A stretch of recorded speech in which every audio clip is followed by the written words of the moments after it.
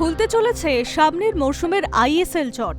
আপাতত যেই দিকে যাচ্ছে তাতে নির্দিষ্ট সময়ে ক্লাবগুলি হয়তো আইএসএল আয়োজন করতে চলেছে। অন্তত ফেডারেশনের সঙ্গে আইএসএল ক্লাবগুলির আলোচনায় এই রকমই সিদ্ধান্ত নেওয়ার সম্ভাবনা রয়েছে।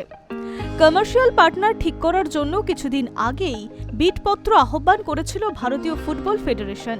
সেখানেই জিনিয়াস স্পোর্টস সর্বোচ্চ দর দিয়েছিল, কিন্তু বিড জিতে আইএসএল চালানোর জন্য যে শর্তগুলি তারা দিয়েছিল তাতে আইএসএল ক্লাবগুলি কিছুতেই খেলতে রাজি ছিল না।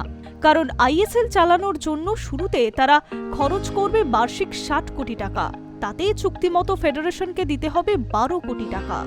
কিন্তু শেয়ার হোল্ডার হিসেবে ক্লাবগুলির লভ্যাংশ কোনো টাকাই পাবে না। এই জায়গাটাই ক্লাবগুলি মেনে নিতে পারছিল না, কারণ লভ্যাংশের থেকে ক্লাবগুলি কবে টাকা পাবে শর্ত হিসেবে ফেডারেশনকে তা জানাতে পারেনি জিনিয়াস স্পোর্টস। ফলে ক্লাবগুলি জানিয়ে দিয়েছে জিনিয়াস স্পোর্টস কমার্শিয়াল পার্টনার হলে তাদের পক্ষে আইএসএল খেলা কিছুটা অসম্ভব হবে।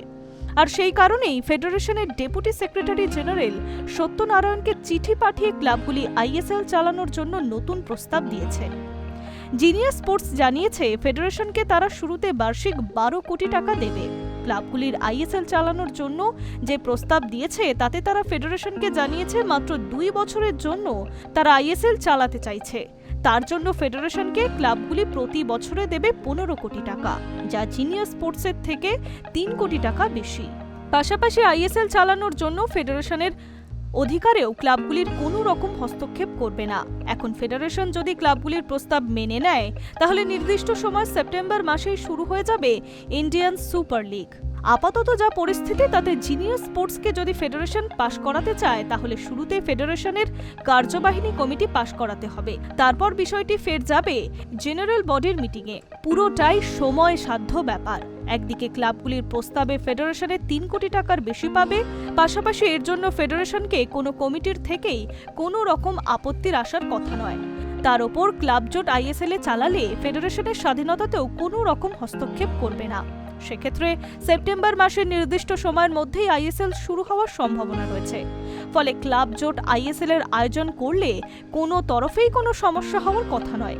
পাশাপাশি জিনিয়াস স্পোর্টস যদি আইএসএল আয়োজন করতে চায় তাহলে খোদ ক্লাবগুলোই খেলবে না, তাহলে আর আইএসএলটা হবে কি করে?